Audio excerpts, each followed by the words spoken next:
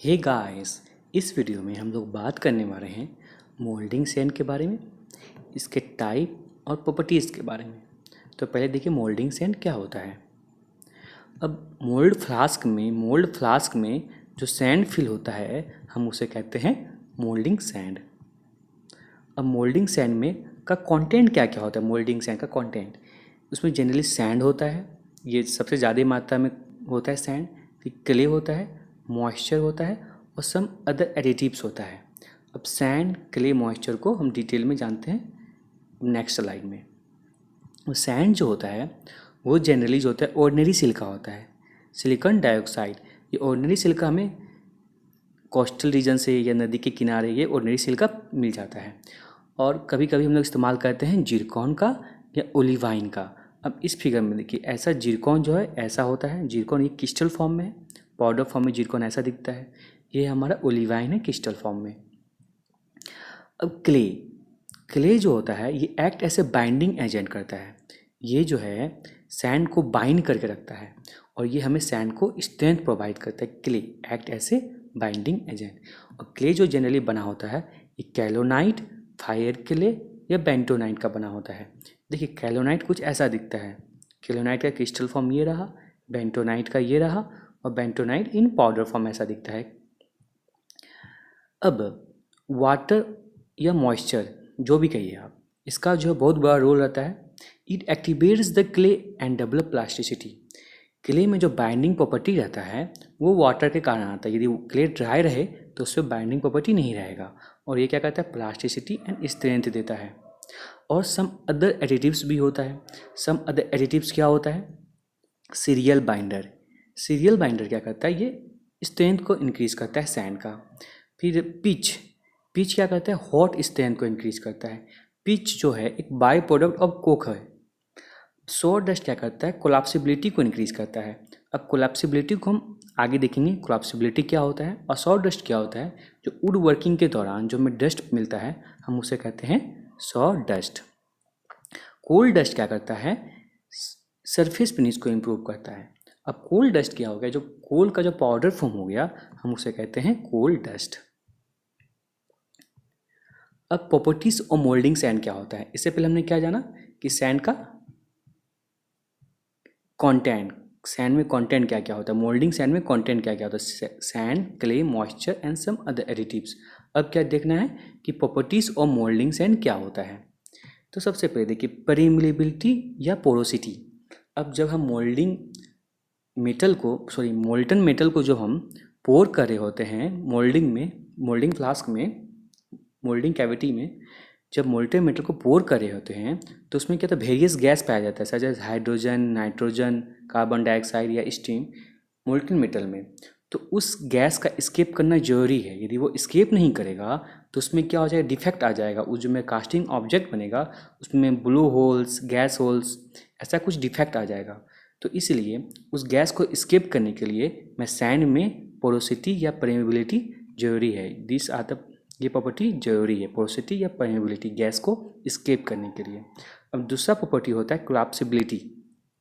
अब देखिए जब क्या मोल्डिंग कैविटी में हम मोल्टेन मेटल को फिल किए, अब जब क्या हुआ मोल्डिंग कैविटी में मोल्टेन मेटल को फिल कर दिए तो अब जो इनसाइड, जो इसके इनसाइड में जो मेरा मेटल है, मोल्टन मेटल है, वो क्या करेगा, कांटेक्ट करेगा। जो कांटेक्ट करने लगेगा तो यदि सैंड उसमें एडहेयर कर गया, सैंड जो है उस मेटल के साथ एडहेयर कर गया तो क्या होगा, उसमें क्रैक या टीयर्स आने का चांस हो जाता है। तो उस क्रैक्स या टीयर्स नहीं आए तो उसके लिए हमारा सैंड में कोलैप्सिबिलिटी प्रॉपर्टी होना चाहिए ताकि वो मेटल के साथ एडहेयर नहीं करे। तो उस जब वो एडहेयर नहीं करे उस प्रॉपर्टी को हम लोग कहते हैं कोलैप्सिबिलिटी। अब नेक्स्ट देखते हैं क्या है रिफ्रैक्टिवनेस। रिफ्रैक्टिवनेस क्या होता है, अब मोल्टेन मेटल का तो टेम्परेचर बहुत हाई होता है। अब यदि हम मोल्टेन मेटल को अब सैंड में कैविटी में फिल किए तो क्या होगा, यदि अब तो मेरा जो सैंड जो है वो बर्न कर जाएगा यदि उसका मेल्टिंग पॉइंट लो रहा तो। इसलिए मेरा जो सैंड है उसका रिफ्रैक्टिवनेस हाई होना चाहिए ताकि वो बर्न नहीं करे। अब होता है कोहेसिवनेस और एडहेसिवनेस। अब कोहेसिवनेस और एडहेसिवनेस को अच्छे से समझिए क्या होता है। कोहेसिवनेस जो होता है, कोहेसिव फोर्स और एडहेसिव फोर्स हम लोग सुने हैं। कोहेसिव क्या होता है, तो दो सेम मटेरियल के बीच में अट्रैक्टिव फोर्स को कहते हैं हम लोग कोहेसिव फोर्स। और दो डिफरेंट मटेरियल के बीच में अट्रैक्टिव फोर्स को कहते हैं हम लोग एडहेसिव फोर्स। तो जो सैंड के पार्टिकल्स के बीच में जो फोर्स होता है, जो बॉन्ड होता है, हम उसे कहते हैं cohesiveness. This is the ability of the sand to retain a given shape after the pattern is remove. जब पैटर्न रिमूव हो जाए तो वो क्या हो, हमारा जो कैविटी हो शेप में रहे, तो ये कोहेसिवनेस के कारण आता है। और एडहेसिवनेस क्या हुआ कि वो जो मैं सैंड है वो मोल्डिंग फ्लास्क के साथ अच्छे से स्टिक रहे, बाइंडेड रहे with flask. Sand should have great binding with flask. जब सैंड टू सैंड, सैंड के बीच में जो स्टिकनेस है तो उसको कह रहे हैं कोहेसिवनेस, और सैंड के से फ्लास्क के साथ जो स्टिकनेस है हम उसको कह रहे हैं एडहेसिवनेस। और प्लास्टिसिटी क्या हुआ, जब सैंड हम मोल्डिंग फ्लास्क में फिल कर दिए, सैंड को मोल्डिंग फ्लास्क में फिल कर दिए, और जब हम इसे रैम कर रहे हैं, हार्ड हैमरिंग कर रहे हैं, तो क्या हुआ, इस सैंड को जो इवनली प्रॉपरली जो है यूनिफॉर्मली मोल्डिंग फ्लास्क में फैलना चाहिए। तो ये जो फैलने वाली प्रॉपर्टी को कहते हैं हम लोग प्लास्टिसिटी। अब देखते हैं टाइप ऑफ सैंड क्या होता है, कितने टाइप का सैंड हम लोग यूज करते हैं। तो सबसे पहला आता है ग्रीन सैंड। तो ग्रीन सैंड में क्या होता है, जब 80 सैंड में, सिलिका सैंड में जब 80 to 30% ऑफ क्ले हो और 6 to 8% वाटर या मॉइस्चर हो, तो हम उस सैंड को कहते हैं ग्रीन सैंड। और उस सैंड से फॉर्म होने वाले मोल्ड को कहते हैं हम लोग ग्रीन सैंड मोल्ड। ये हमारा हो गया ग्रीन सैंड। क्या होता है, 80 to 30% ऑफ क्ले और 6 to 8% ऑफ वाटर। अब जब इस ग्रीन सैंड में जब जीरो मॉइस्चर हो जाता है, मॉइस्चर का परसेंटेज जीरो हो जाता है या ड्राइड और बैग्ड हो जाता है, हम इसे कहते हैं ड्राई सैंड। अब इस ड्राई सैंड का हम लोग जनरली लार्जर कास्टिंग के लिए यूज करते हैं। जब लार्जर कास्टिंग बना रहे होते हैं तो हम लोग ड्राई सैंड का यूज करते हैं। लोम सैंड क्या हुआ, जब मैं सैंड में क्ले का मात्रा बहुत ज़्यादा हो जाए, 50% के आसपास हो जाए, तब उस सैंड को कहते हैं हम लोग लोम सैंड। वो जो जनरली ड्राई और हार्ड होता है, ये सैंड लोम सैंड ड्राई हार्ड रहता है। और इस लोम सैंड का भी हम लोग जो इस्तेमाल करते हैं लार्जर कास्टिंग के लिए ही इस यूज करते हैं। फेसिंग सैंड क्या हुआ, जैसे ये मेरा फ्लास्क है, ये मेरा मोल्ड कैविटी है। अब इस मोल्ड कैविटी के अराउंड जो हम सैंड को स्प्रिंकल करते हैं, जो सैंड को स्प्रिंकल करते हैं ताकि मेरा जो ये सैंड है स्मूथ सरफेस फिनिश दे सके, हम उसे कहते हैं फेसिंग सैंड। फेसिंग सैंड का क्यों यूज करते हैं, स्मूथ सरफेस फिनिश पाने के लिए, और ये मोल्ड कैविटी के अराउंड यूज करते हैं, स्प्रिंकल करते हैं। तो वो इस टाइप का सैंड हो गया हमारा फेसिंग सैंड।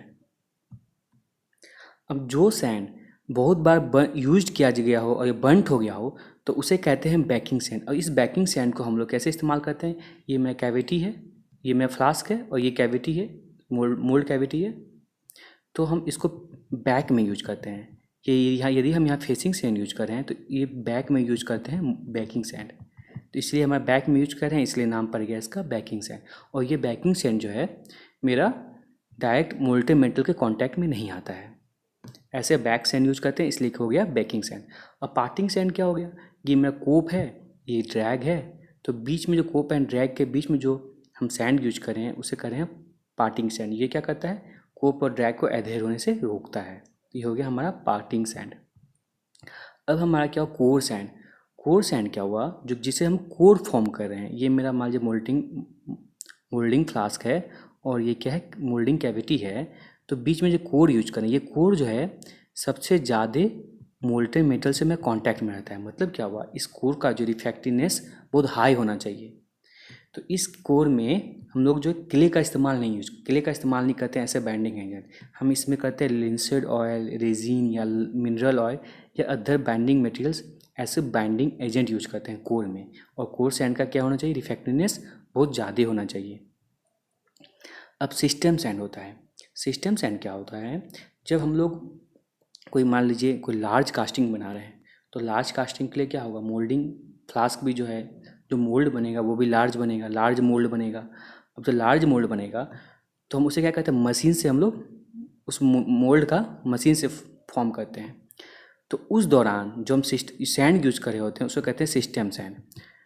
और सिस्टम सैंड में जो उस फ्लास्क में हम लोग क्या करते हैं, होल फ्लास्क में सिस्टम सैंड का यूज करते हैं, उसमें लाइक फेसिंग सैंड या कोई अदर सैंड का यूज नहीं करते हैं। तो उस और इसलिए तो हम कोई अदर सैंड का यूज नहीं कर रहे हैं, होली सिस्टम सैंड का यूज ही कर रहे हैं। इसलिए उस सैंड का जो है स्ट्रेंथ, परमेबिलिटी और इफेक्टिवनेस क्या होना चाहिए, हाई होना चाहिए। तो ये हो गया हमारा सिस्टम सैंड। तो हमने क्या क्या देखा, फिर से रिकॉल कर लेते हैं। हम लोग पहले कहते हैं प्रॉपर्टी ऑफ सैंड देखें। क्या देखें प्रॉपर्टी ऑफ सैंड में? Porosity, collapsibility, refractiveness, cohesiveness, adhesiveness and plasticity. और टाइप ऑफ सैंड में हम लोग क्या क्या देखें? Green sand, dry sand, loam sand, facing sand, backing sand, parting sand, core sand and system sand. तो धन्यवाद यह वीडियो देखने के लिए। आप इस वीडियो का PDF डिस्क्रिप्शन में दिए गए लिंक से प्राप्त कर सकते हैं।